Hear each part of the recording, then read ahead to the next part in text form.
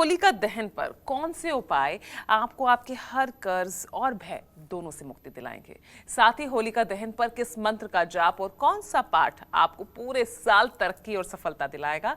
आइए अब इस अहम सवाल के बारे में पंडित जी से जानते हैं। पंडित जी बताइए, कर्ज और भय से मुक्ति हो, तरक्की मिलती रहे, सफलता मिलती रहे, क्या कुछ किया जाए?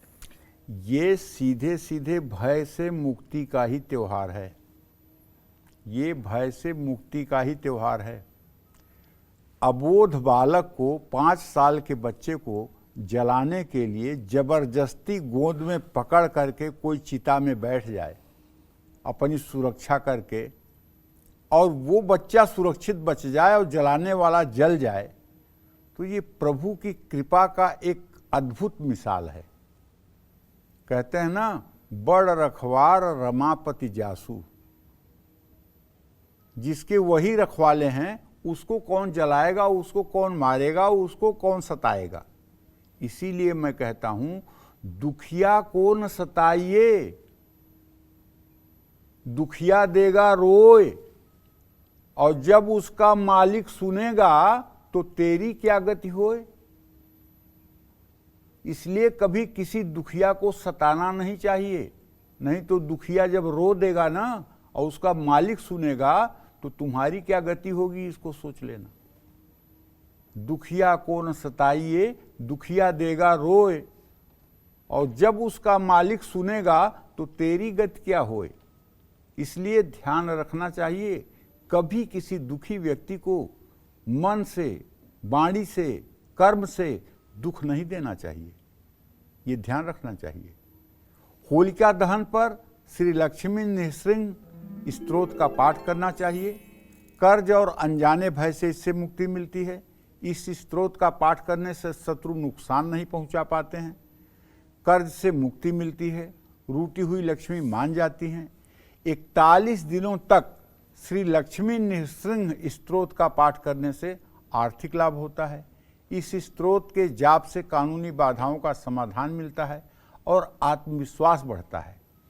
तंत्र मंत्र बाधा से भी मुक्ति मिलती है। अकाल मृत्यु का भय दूर होता है।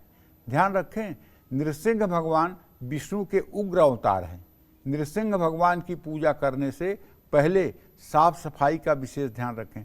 जानते हैं, जब खंभे से नृसिंह भगवान प्रकट हुए तो देवलोक के लोग भी कांपने लगे कि अरे, ये सृष्टि में तो आज तक ऐसा कोई जीव ही नहीं बना था जिसका पूरा शरीर मनुष्य का है और मुंह बाघ का है। ब्रह्मा ने बनाया ही नहीं, ये क्या। देवलोक में अफरा तफरी मच गई, और नृसिंह भगवान ने अपनी जांघ पर रख करके और हिरण्याकश्यप को चीर करके उसका खून पी करके उसको मार डाला, और बाद में प्रहलाद को गोद में लेकर के प्रहलाद को अपनी जीभ से चाट रहे हैं, लेकिन प्रहलाद नहीं डर रहे हैं। ऐसा अजनबी देख करके प्रहलाद नहीं डर रहे हैं, क्योंकि वो भगवत भक्त हैं। उन्हें पता है कि मेरे स्वामी ही किसी रूप में आए हैं। तो खंभे से प्रकट हो गए थे नृसिंह भगवान। भगवान की सत्ता को चुनौती देना ये किसी भी देव दानव के लिए असंभव है। भगवान जिसके रखवाले हों, फिर उसको कोई नहीं कुछ बिगाड़ सकता है। व्यर्थ में ही अपना भजन खराब कोई करना चाहे तो कर ले। हाँ, नृसिंह स्तोत्र का पाठ करके दक्षिण दिशा की ओर मुंह करके ही आप पाठ करें। अगर आप होलिका दहन पर श्री लक्ष्मी नृसिंह स्तोत्र का पाठ न कर पाएं तो नृसिंह गायत्री मंत्र का जप कर लें।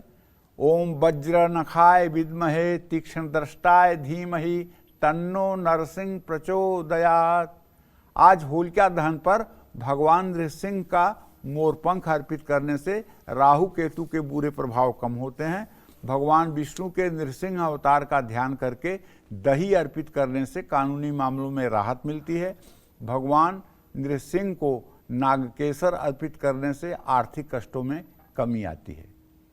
भगवान नृसिंह को लोहे की कील चढ़ाने से अशुभ ग्रहों के बुरे प्रभाव में कमी आती है। भगवान नृसिंह को विष्णु मंदिर में भगवा रंग की ध्वजा चढ़ाने से रुके हुए काम पूरे होने लगते हैं। भगवान नृसिंह को चंदन का लेप लगाने से रोगों से मुक्ति मिलती है, इसमें कोई संदेह नहीं है।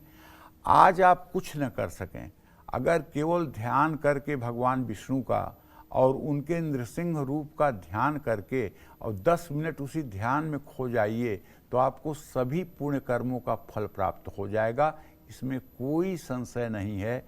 जय मां विंध्यवासिनी।